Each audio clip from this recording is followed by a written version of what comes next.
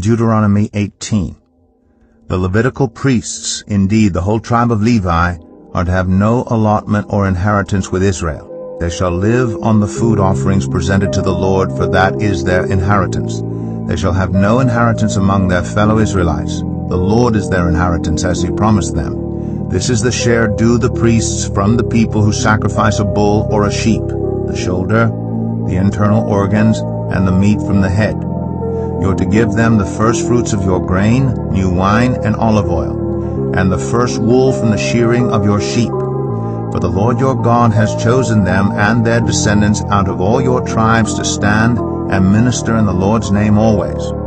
If a Levite moves from one of your towns anywhere in Israel where he is living, and comes in all earnestness to the place the Lord will choose, he may minister in the name of the Lord his God like all his fellow Levites who serve there in the presence of the Lord. He is to share equally in their benefits, even though he has received money from the sale of family possessions. When you enter the land the Lord your God is giving you, do not learn to imitate the detestable ways of the nations there.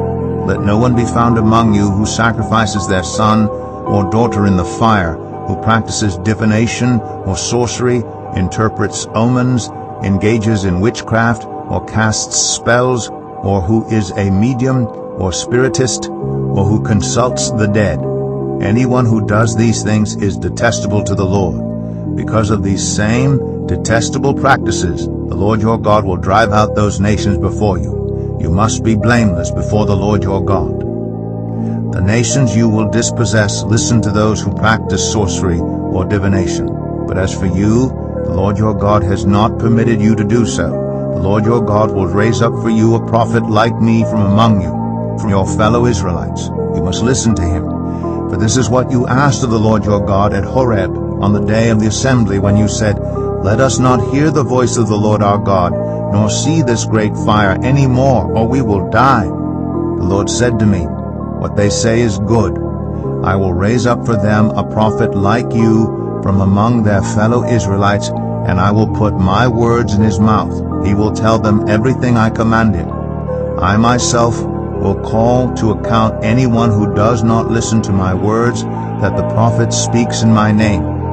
But a prophet who presumes to speak in my name anything I have not commanded, or a prophet who speaks in the name of other gods, is to be put to death. You may say to yourselves, How can we know when a message has not been spoken by the Lord? If what a prophet proclaims in the name of the Lord does not take place or come true, that is a message the Lord has not spoken. That prophet has spoken presumptuously, so do not be alarmed.